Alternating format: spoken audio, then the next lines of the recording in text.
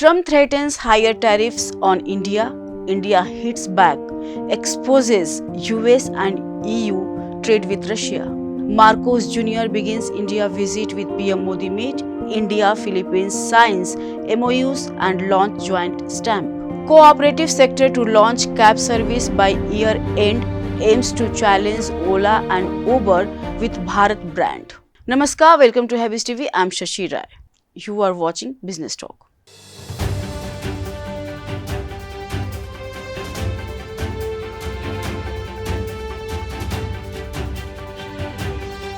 US President Donald Trump has threatened to impose more tariffs on India, accusing the country of not caring about the war in Ukraine. In response, India openly named the US for the first time and strongly defended its position.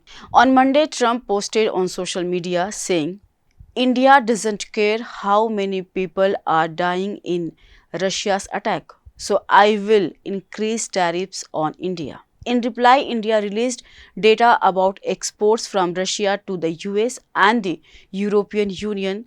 The Indian government said the US still imports uranium hexafluoride from Russia for its nuclear industry, palladium for electric vehicles, as well as fertilizers and chemicals.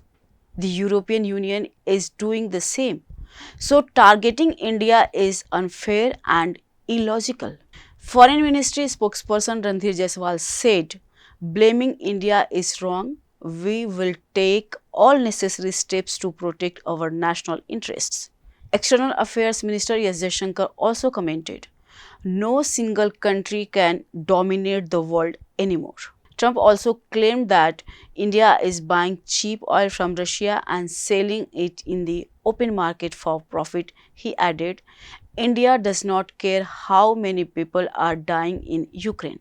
That's why I will greatly increase tariffs on Indian goods. Earlier on Friday, Trump had said that India may soon stop buying oil from Russia. However, last week he announced a 25% tariff on Indian goods starting August 7. Trump has been vocal against India and Russia, but has remained silent on China. However, data shows that China is the largest buyer of Russian crude oil. Between December 2022 and June 2025, China bought 47% Russia's total crude exports, while India bought 38% and EU and Turkey each bought 6%. In 2024, the US imported $3 billion worth of goods from Russia. In just the first 5 months of this year, it has already imported $2.09 billion, which is 24% more than the same period last year. This number could reach $4 billion by the end of 2025. The European Union did $72.9 billion worth of trade with Russia in 2024, including $18.6 billion in services in 2023, much more than India's total trade with Russia. The European Union also imported 16.5 million tons of LNG, liquefied natural gas, from Russia in 2024, breaking the previous record of 15.21 million tons in 2022. Russia also supplies the EU with fertilizers, chemicals, mining products, iron and steel and machineries. Russia has accused the US of using a neo-colonial policy to control developing nations. In such a policy, strong countries don't directly rule over weaker ones but use economic, political and military pressure to make them follow their lead. Russia said the US is targeting countries that don't follow its path on international issues. Philippines President Ferdinand Romualdez Marcos Jr. is on a 5-day state visit to India. On Tuesday, he met Prime Minister Narendra Modi at Hyderabad House in Delhi.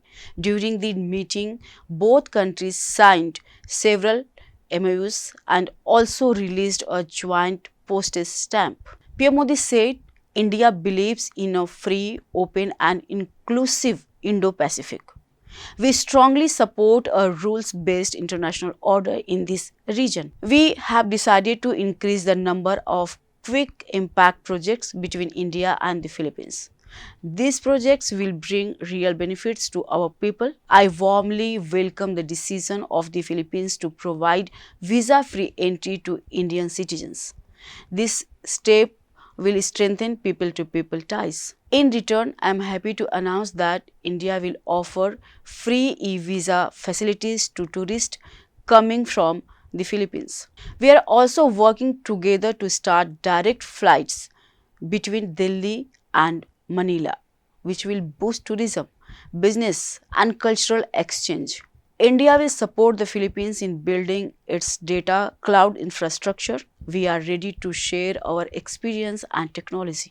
Next year, the Philippines will chair ASEAN. India will extend full support during your presidency and work closely to promote peace and progress in the region. This is President Marcos Jr.'s first visit to India since taking office in 2022. He arrived on Monday along with First Lady Luis Araneta Marcos and a high-level team of ministers. The Philippines is the only country that has bought BrahMos missiles from India. India sent the first batch of BrahMos supersonic cruise missiles to the Philippines in April last year. Back in January 2022, both countries signed a $375 million deal for these missiles.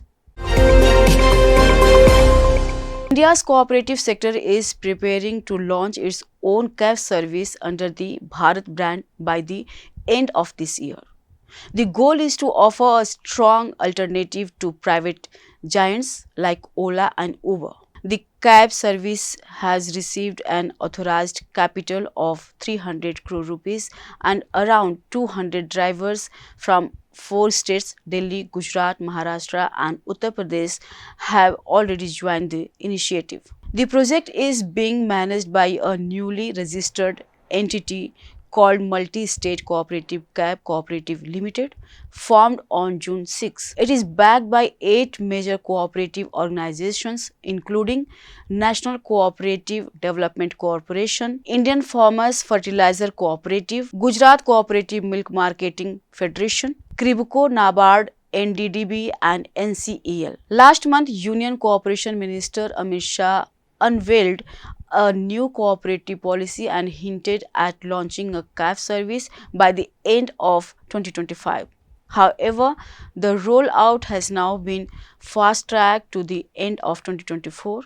According to media report, Rohit Gupta, Deputy MD of NCDC, said the main goal is to ensure better earnings for drivers and provide safe, quality and affordable rides to passengers. This cab service will be fully funded by the cooperative sector with no government ownership. To support the service, the cooperative has already issued a tender to select a tech partner who will develop a ride-hailing app.